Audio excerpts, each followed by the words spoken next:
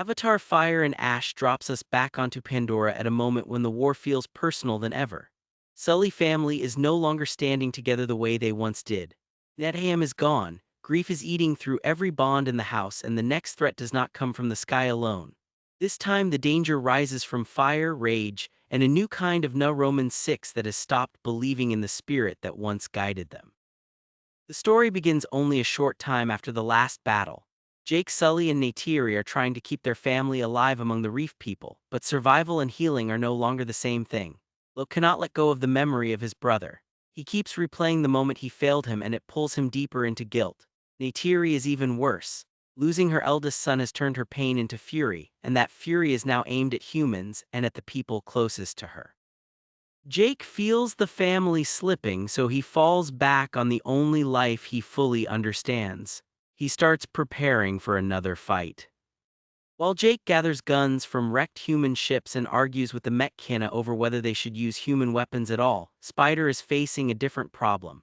He still cannot breathe the air of Pandora without help, and that simple weakness makes him feel like a burden everywhere he goes. He cares for the Sullys, but he is never fully them, especially in Neytiri's eyes. Kiri stays close to him, and their bond is getting stronger. Then a new tribe enters the story.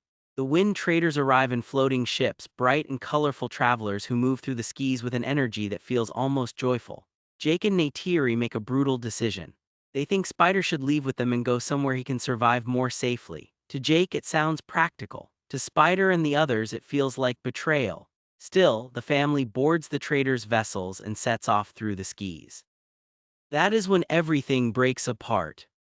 Their convoy is attacked by the Manquin, the Ash people, a Roman 6 clan shaped by fire and disaster.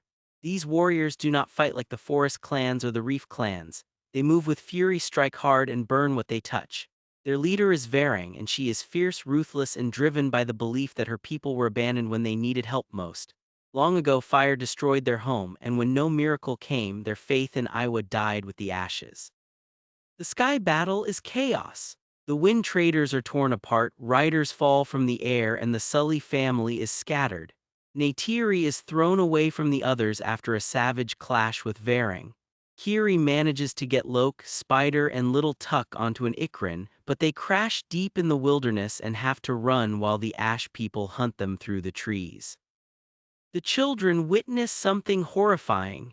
The Manquin overpower other Roman 6 by forcing neural connections onto them, taking control and then severing those bonds.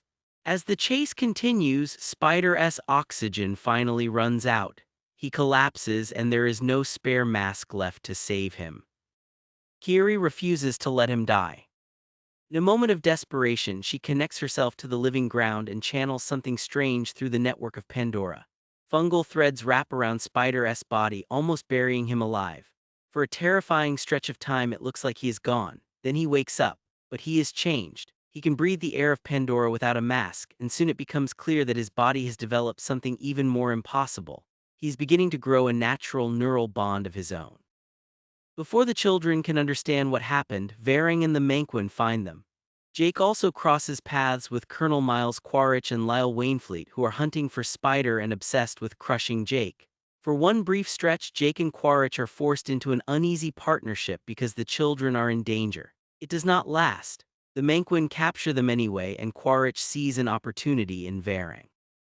Quaritch and Varang quickly recognize something useful in each other. She has warriors and a reason to hate the world. He has weapons, human tactics, and his endless thirst for revenge. He shows the Ash people how to use guns and flame weapons. Varang tells him what happened to her clan, how disaster burned away their faith and turned hardship into doctrine. Back with the Sullys, Spider is examined by the scientists who sided with Jake. Norm Spellman and Max Patel realize the scale of what Kiri has done. Spider now carries the biological answer to one of the biggest problems humans have ever faced on Pandora. If the Resources Development Administration can copy what happened to him, they may no longer need masks or life support to conquer the moon. Spider is no longer just a boy caught between worlds. He is the key to making invasion permanent. At the same time, Kiri is going through her own crisis. When she tries to reconnect to Iwa, she is shut out. The silence is frightening, and it forces the family into a painful truth. Kiri was born from Grace Augustine's avatar body without a father, and the mystery around her origin is still unresolved. Now she is told that forcing another connection could kill her. Meanwhile, Locke is sinking. He cannot escape the weight of Netayam's death, and Jake makes things worse by speaking to him like a soldier who disobeyed orders instead of a son who is broken. Locke feels blamed and unseen. At his lowest point, he comes close to ending his own life. Kiri and Syria find him and pull him back. Locke then follows the Song of Payakin, the outcast Tulkun who became his closest friend. Along with Syria and the other reef kids, he heads into dangerous water to search for him. The trip nearly kills him when he's attacked by giant squid-like predators, but he's rescued by Tulkun. When he finally finds Payakin, he also discovers Tanok, the last broken survivor of Payakin's slaughtered family. Tanok is scarred, blinded, and living proof of what the human hunters have done.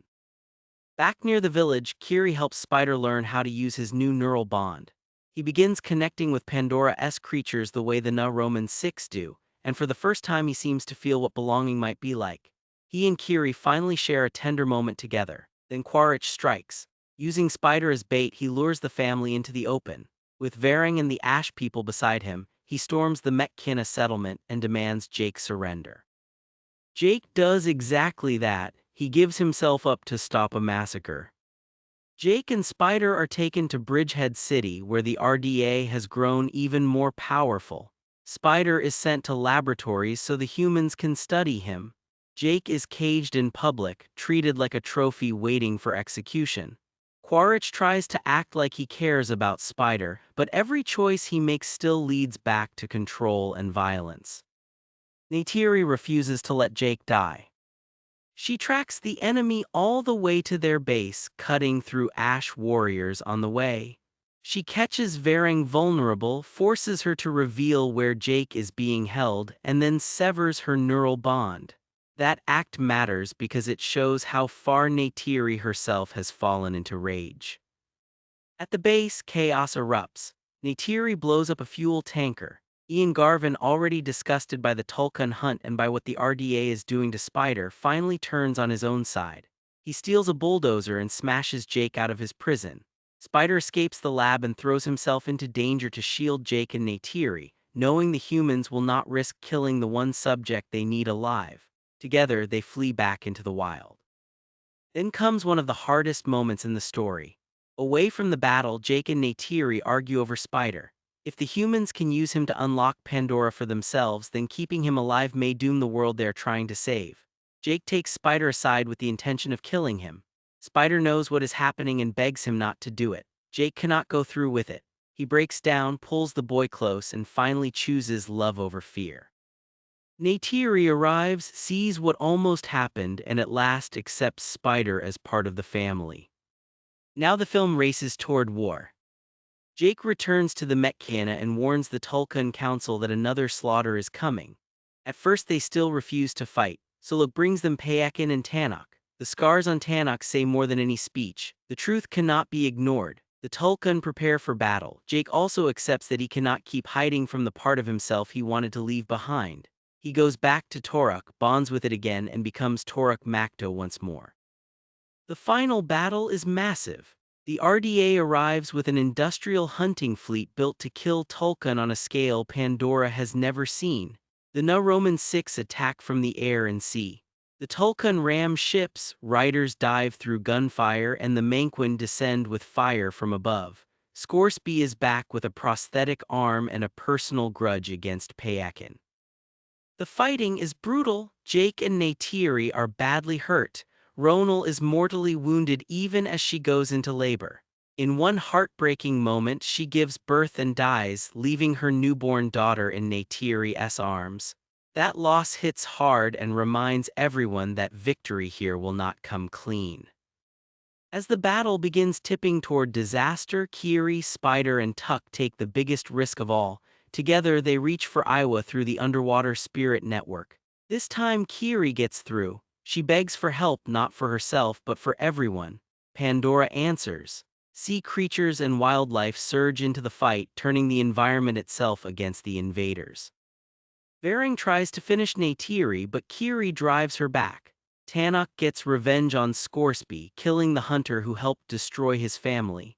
Jake, riding Toruk through the storm, leads an attack on the RDA flagship just as it drifts into a violent magnetic flux. The giant vessel tears apart in the chaos, and General Ardmore goes down with it in flames. But Jake still has Quaritch. The two enemies are thrown into the deadly flux and dragged onto floating rock high above the inferno below. They fight again, one more round in a war that neither man can let go of. Spider follows them, trying to stop the cycle before it takes another father from him. In the middle of the struggle, Spider falls. Instinct takes over. Jake and Quaritch stop fighting long enough to save him together. Then Neytiri and the children arrive. Quaritch sees that he is beaten. Rather than be taken or changed, he throws himself off the rock and vanishes into the fire below. After the battle, the survivors gather around what remains. The invaders have been crushed, but the cost is everywhere. Payakin is finally welcomed back among his own, no longer treated as a monster for fighting when he had no other choice. Loke, who started the film drowning in guilt, ends it carrying real responsibility and a clearer sense of who he is becoming. The final movement belongs to Spider and Kiri. She leads him to the underwater spirit trees where he connects fully to the network of Pandora. There, in a place between memory and spirit, he meets the dead, including Grace. The Na-Roman Six finally accept him, not as a guest, not as a problem, but as one of their own. So Avatar Fire and Ash ends not with simple victory, but with a family rebuilt in the middle of loss. Jake chooses compassion over fear. Neytiri chooses acceptance over hatred. Loke finds a reason to keep living. Kiri steps closer to the mystery of who she really is. And Spider, after spending his whole life between two worlds, finally belongs to one. That is the fire and the ash. Everything burns, and what survives has to decide what it will become next.